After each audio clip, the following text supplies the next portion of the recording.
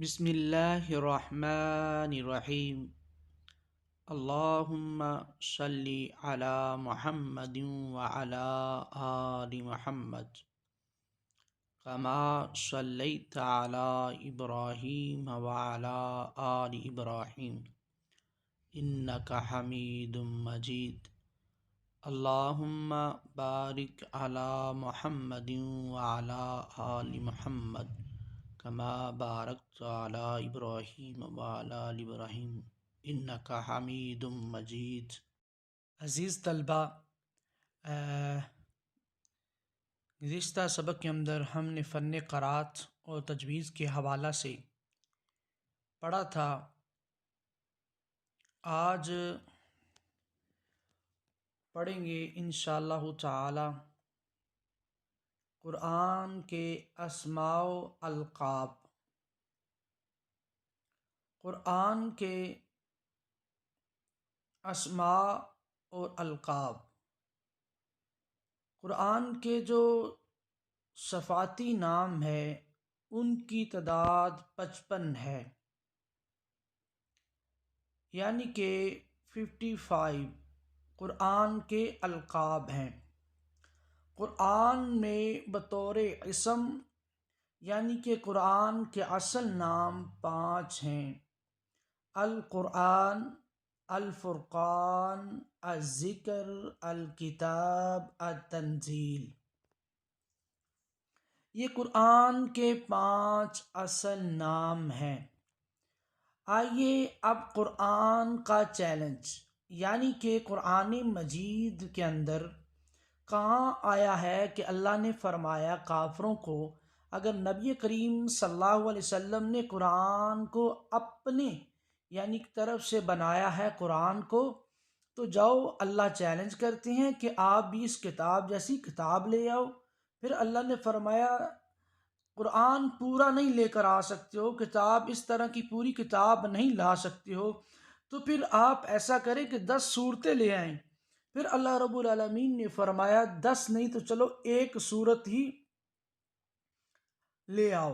تو یہ قرآن میں کس کس صورت کے اندر آیا ہے اس کے بارے کے اندر جانتے ہیں۔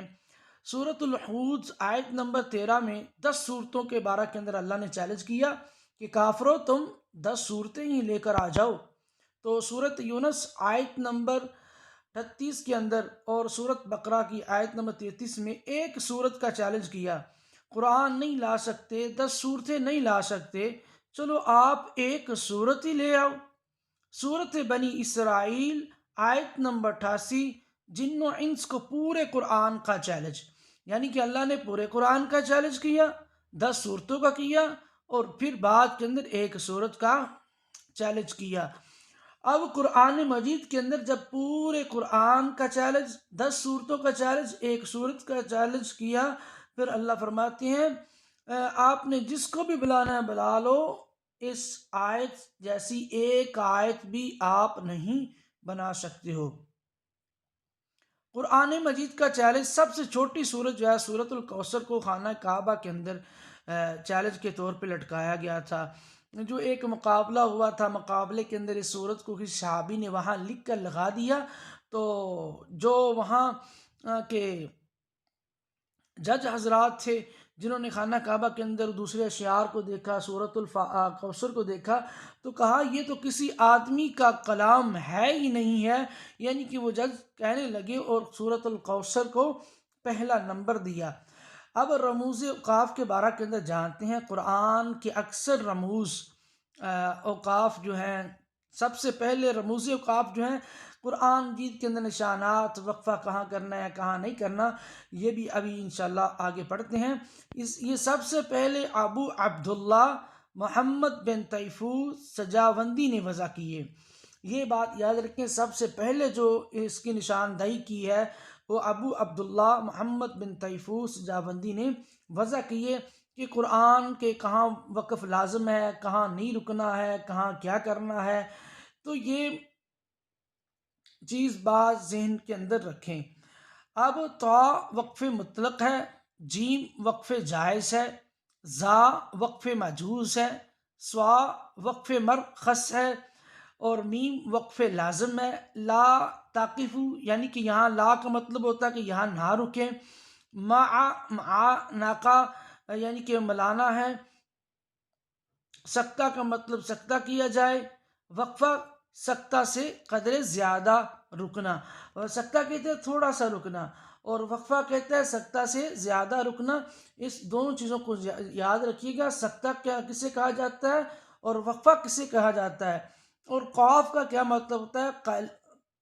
قیل علیہ الوقف، کہا گیا کہ یہاں وقف کہیں، قف ٹھہر جاؤ، سوا لے، الوصل الاولا یعنی کہ مطلب ہے یہاں ٹھہرنا اولا ہے، شل کا مطلب ہوتا ہے قد یوصلو، یہ ان کے طریقہ کار ہے، کہاں رکنا ہے کہاں نہیں رکنا ہے، ان باتوں کو ذہن کے اندر بٹھا لیں۔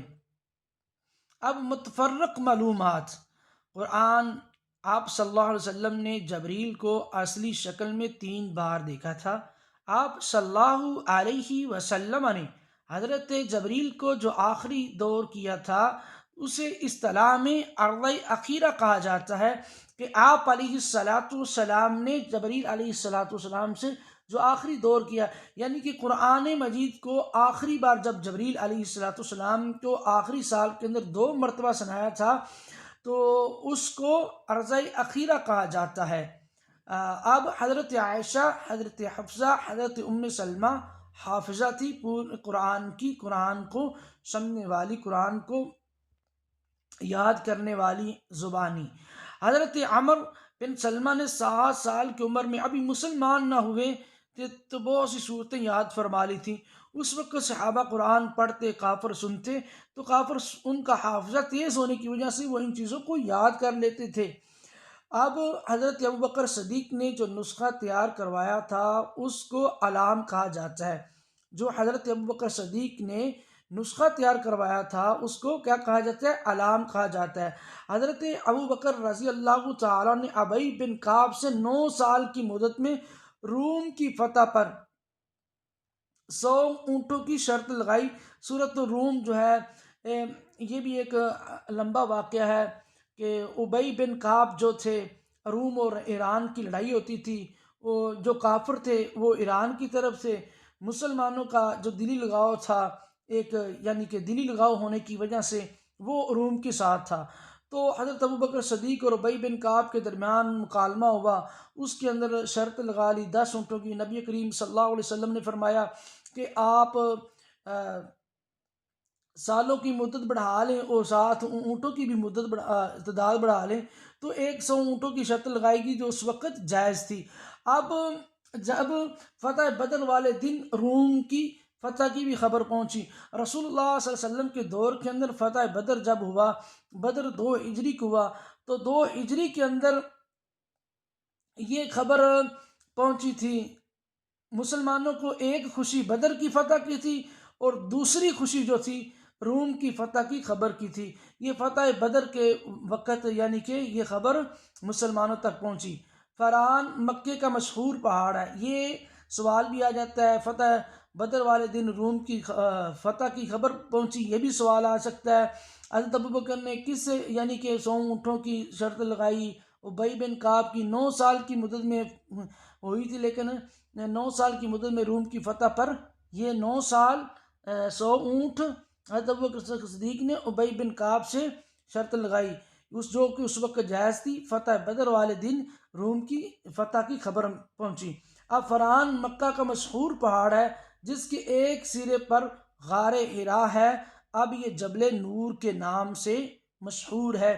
اب فاران کی پہاڑیوں سے آواز اونٹھی، یعنی کہ فران کی پہاڑیوں سے روشنی پھوٹی جو کہا جاتا ہے، تو اس کے اندر غار حرا ہے، اب اس کو جبل نور کے نام سے مشہور ہے۔ کل سے انشاءاللہ تعالی نیکسٹ لیکچر۔ اللہ حافظ۔